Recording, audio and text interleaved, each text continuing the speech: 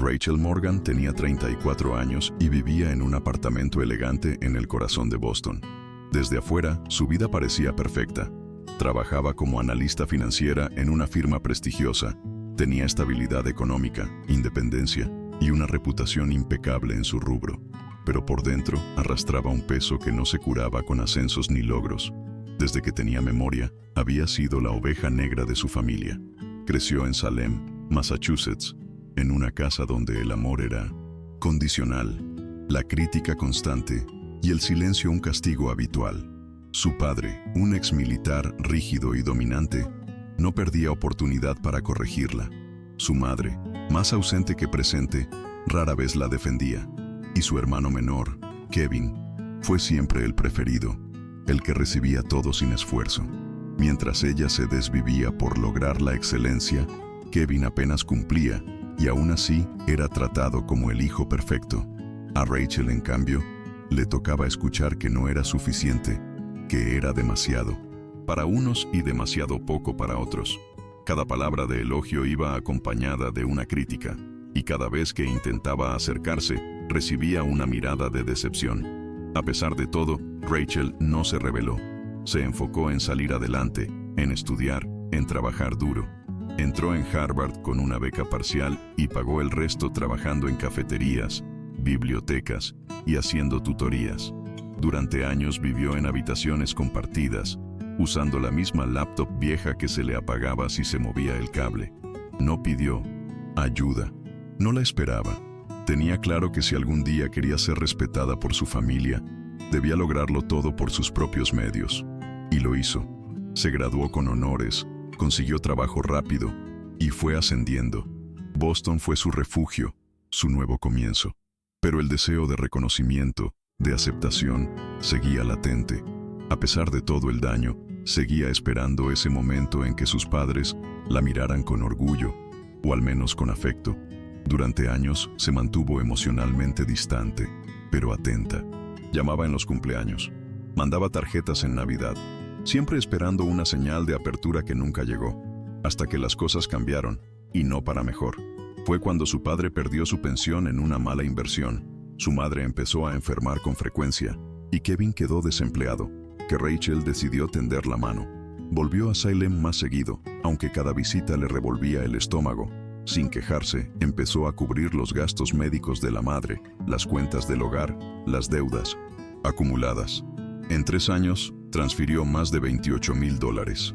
Lo hizo en silencio, pensando que ese acto sería visto como prueba de lealtad, de amor, de que estaba presente. Pero lo único que recibió a cambio fue más indiferencia. Su padre seguía tratándola con condescendencia. Su madre apenas la miraba, y Kevin, cómodo, asumía que todo estaba bien. Nadie agradecía. Nadie preguntaba cómo estaba. Nadie se interesaba por su vida. Era como si, para ellos, Rachel existiera solo para solucionar problemas, nunca para ser escuchada o querida. Esa indiferencia la desgastaba, pero aún así insistía. Aún creía que, si hacía lo suficiente, en algún momento algo cambiaría. Fue en ese contexto que Rachel tomó una decisión que creyó valiente, pero que acabaría siendo el detonante de todo lo que vendría después. Decidió organizar una cena de acción de gracias en su apartamento en Boston. Quería mostrar que, a pesar de todo, aún había espacio para la reconciliación, que las heridas podían cerrarse, que era posible empezar de nuevo. Cocinó todo ella misma: pavo relleno, puré de papas, pastel de calabaza. Incluso preparó platos especiales pensando en los gustos de cada uno. Decoró la mesa con detalles cálidos, velas suaves, servilletas de lino. Quería que fuera perfecto. Por primera vez en años, se permitió imaginar un momento feliz en familia. Pensó que tal vez, solo tal vez, si ellos la veían en su propio mundo, en su hogar, podrían reconocer su esfuerzo. Quizás podrían respetarla o quererla un poco más. Pero desde que sus padres cruzaron la puerta, supo que se había equivocado. Su padre apenas la saludó y de inmediato criticó el vecindario. Muy ruidoso para alguien que dice ser profesional. Su madre hizo un gesto de disgusto al ver la mesa. Demasiado moderno, esto no es acción de gracias. Kevin apenas murmuró un hola sin levantar la vista. Rachel respiró hondo, dispuesta a no dejarse afectar. A pesar de la incomodidad, intentó mantener la conversación ligera, preguntar por cosas triviales, hacerlos sentir cómodos. Pero era evidente que no querían estar allí, o peor, que habían venido solo para recordarle que, a pesar de todo, seguía siendo menos para ellos. Durante la cena, Rachel mencionó con entusiasmo una oportunidad laboral. Podía ser ascendida a socia en su firma. Su padre rió con desprecio. Ah, claro, pero eso no compra carácter, ¿verdad? Su madre ni siquiera fingió interés. Siempre fuiste buena vendiéndote a ti misma, dijo, sin mirar a nadie. Kevin continuaba en silencio, comiendo como si no escuchara. Rachel sintió una mezcla de rabia y tristeza. Se le formó un nudo en la garganta, pero tragó saliva y siguió comiendo. Aún tenía esperanza de que, en algún momento, la tensión bajara, que quizás se suavizaran, que entendieran lo que significaba para ella ese esfuerzo. Pero su padre no se detuvo. Recordó un episodio antiguo, cuando Rachel era adolescente, y lo usó para demostrar lo egoísta que siempre había sido. La Sina acusó de creerse mejor que los demás, de no tener idea de lo que era sacrificarse por una familia. Su madre asentía en silencio, y Kevin, una vez más, no dijo nada. Rachel los miró uno por uno. No podía creer que, después de todo lo que había hecho por ellos, aún la trataran como si fuera una extraña, como si no mereciera ni el mínimo respeto. Sentía que el aire se volvía pesado, que el pecho se le cerraba. Todo lo que había contenido durante años estaba por estallar. Cuando la tensión fue insoportable, Rachel se levantó de la mesa y con voz firme les pidió que se marcharan, que esa noche no iba a tolerar más faltas de respeto. Su padre se levantó indignado, caminó hacia la puerta y, antes de salir, le dijo lo que ella jamás olvidaría. Esta casa no es tuya. Puedes pagar lo que quieras, pero nunca vas a ser parte de esta familia. Su madre simplemente tomó el abrigo y salió sin mirarla. Kevin la siguió en silencio. La puerta se cerró y Rachel quedó sola, en su propio hogar, con 1960, los restos de una cena que nunca fue cena, y con una herida que no sangraba, pero ardía como si acabara de abrirse. Esa noche no durmió. Se sentó en el suelo del baño, con la espalda contra la pared, abrazando sus propias piernas. Lloró durante horas. No era una tristeza cualquiera, era un duelo. Era la confirmación brutal de algo que en el fondo siempre supo, pero nunca quiso aceptar del todo, que su familia nunca la había querido como ella necesitaba ser querida, que ningún gesto, por grande que fuera, cambiaría eso, que el amor, si venía con condiciones, no era amor. Cuando amaneció, tomó una decisión silenciosa pero poderosa. Iba a cerrar ese ciclo, de una vez por todas, sin promesas, sin discursos, sin más explicaciones. Lo primero que hizo fue cancelar todas las transferencias automáticas. Luego bloqueó los números de sus padres y de Kevin. Finalmente escribió una carta. Breve, clara, dolorosa. No formo más parte de esta familia. Les deseo salud y paz, pero estoy fuera. La siento. Metió en un sobre, la dejó en el buzón y sintió algo parecido a un primer respiro. No de alivio completo, pero sí de dignidad, de haberse elegido a sí misma. Por fin, sin esperar nada más. 3 días después, su padre apareció en la portería del edificio. Gritó al portero, exigió verla, dijo que estaba enferma y que necesitaba ayuda. Rachel no bajó, llamó a la policía. Cuando los agentes lo invitaron a retirarse, él murmuró que ella iba a arrepentirse. Esa fue la última vez que lo vio en 1970. Persona. Ese mismo día, su madre envió una carta, escrita a mano, repleta de reproches sutiles, que los había humillado, que Kevin estaba destrozado, que ella siempre había sido egoísta, ni una sola línea de gratitud, ni un solo reconocimiento por todo lo que había hecho. En los días siguientes, empezó a recibir mensajes de parientes, conocidos de Salem, incluso viejos amigos de la familia, todos con el mismo tono. No puedes cortar así con tu familia. Eres una desagradecida. La sangre es la sangre. Rachel entendió que sus padres estaban contando una versión distorsionada de los hechos, que, como siempre, ella era la villana del relato. Pero esta vez no iba a explicar nada, no iba a defenderse, no iba a justificar ni una sola de sus decisiones, porque por primera vez Tenía la certeza de que había actuado bien. Fue en medio de ese caos que Kevin la llamó. Su número estaba bloqueado, pero él usó otro. Rachel dudó antes de contestar, pero algo en ella necesitaba escuchar. Kevin sonaba distinto, la voz apagada. Dijo que quería hablar, que necesitaba decirle algo. Se encontraron en un café discreto, lejos del centro. Kevin llegó con gorra, visiblemente más delgado. Se sentó frente a ella y no habló por casi 5 minutos, hasta que soltó, de golpe: sé lo que te hicieron, sé lo que hice, y te pido perdón.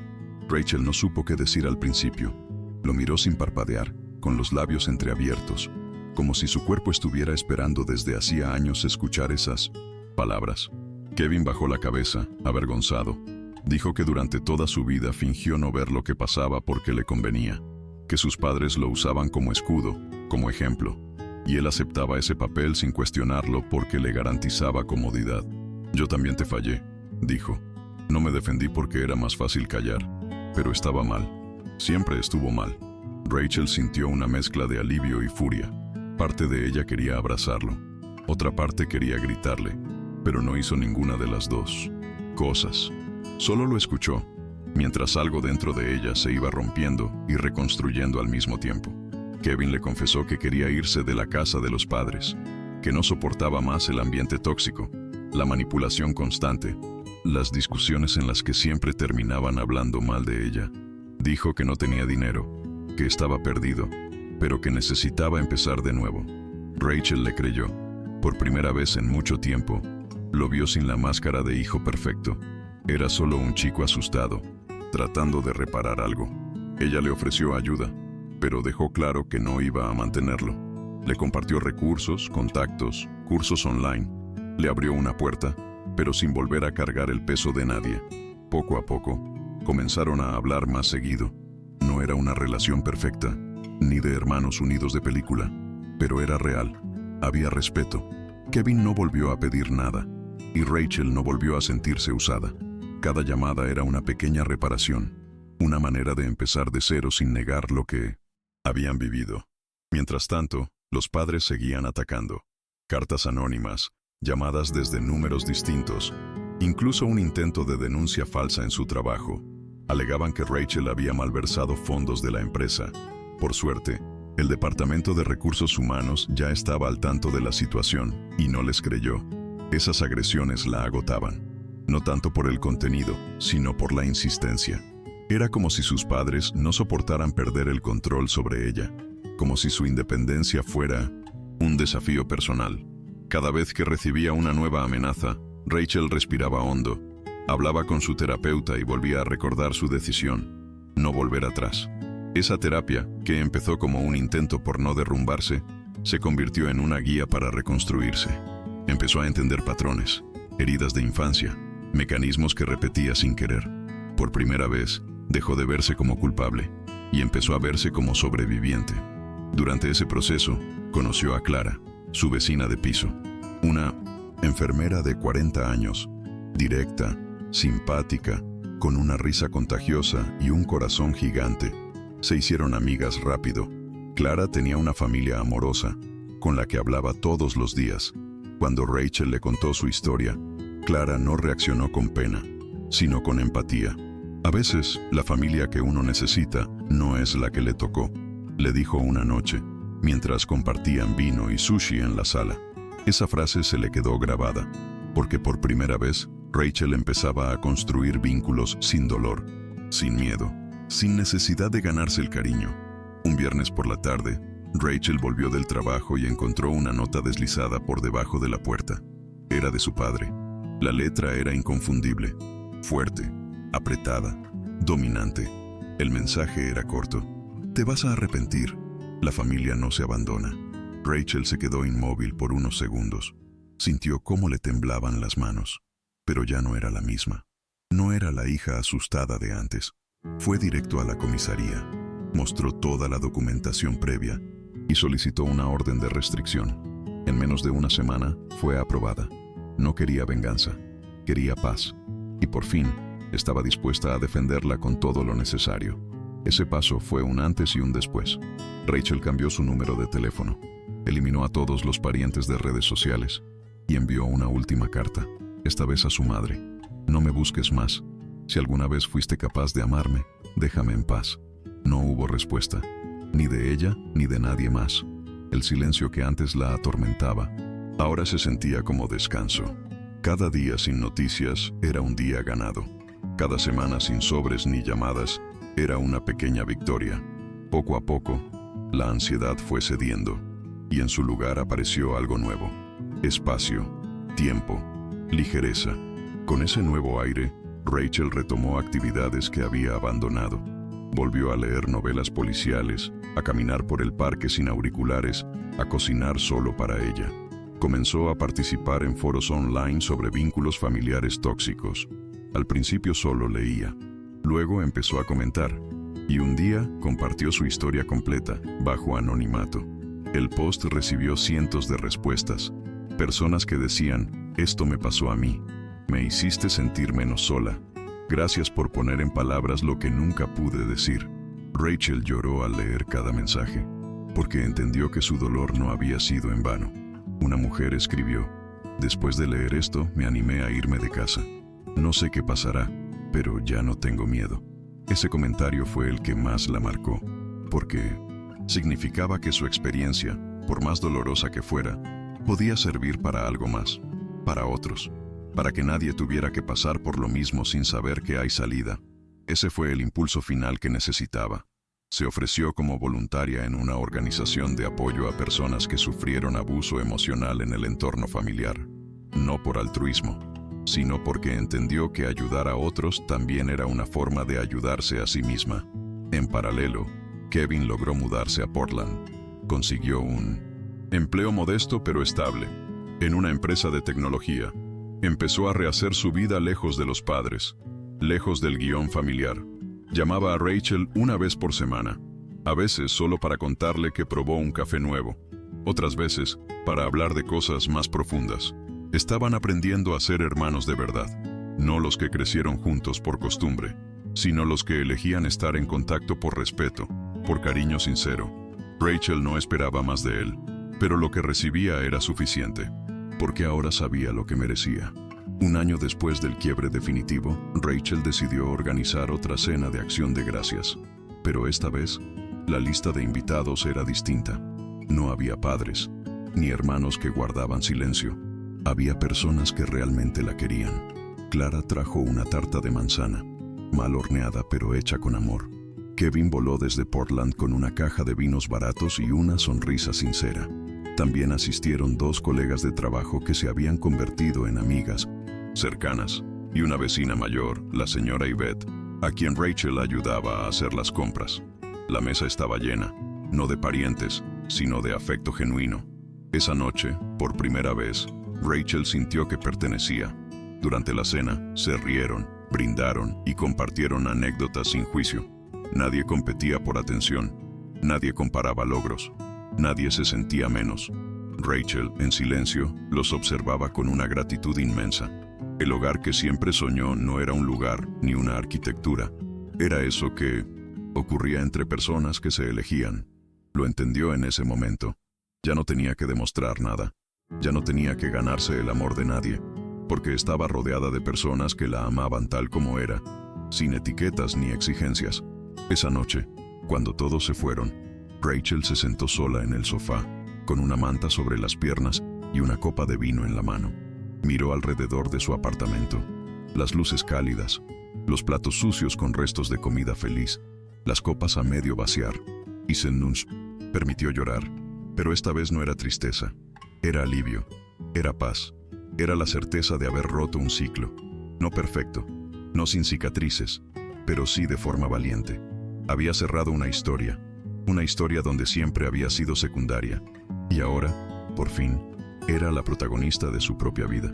Con el tiempo recibió un par de mensajes de familiares lejanos.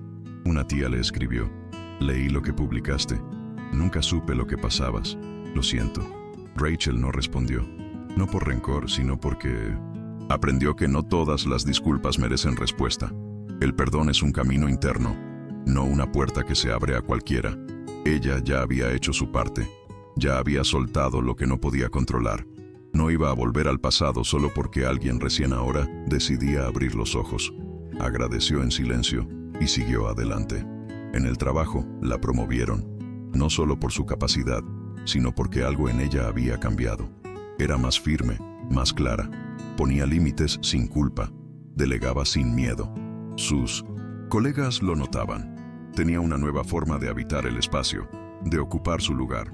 La inseguridad que la acompañó toda la vida se había ido desvaneciendo, no porque ahora todo fuera perfecto, sino porque ya no necesitaba la aprobación de nadie, ni de jefes, ni de familia, ni de voces internas.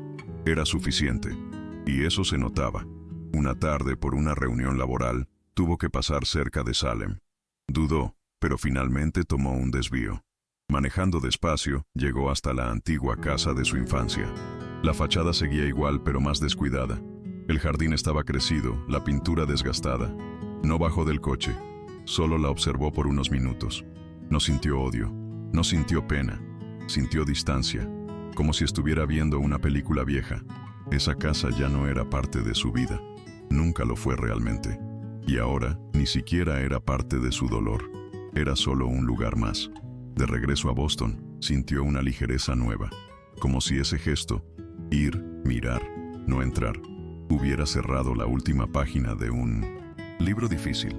Rachel no necesitaba más respuestas, no necesitaba reconciliaciones forzadas, no necesitaba explicaciones. Su presente era más fuerte que su pasado. Su identidad ya no se definía por los vínculos de sangre, sino por las decisiones que tomaba día a día. Y eso entendió, era la verdadera libertad, la que se construye sin permiso, la que no necesita validación. A veces, por las noches, aún soñaba con escenas del pasado, discusiones, silencios, momentos en los que se sintió invisible. Pero ya no despertaba con ansiedad. Los sueños eran solo eso, recuerdos desordenados que su mente soltaba como si fueran hojas al viento. Al despertar, se preparaba café, se vestía para el trabajo y salía al mundo con pasos firmes.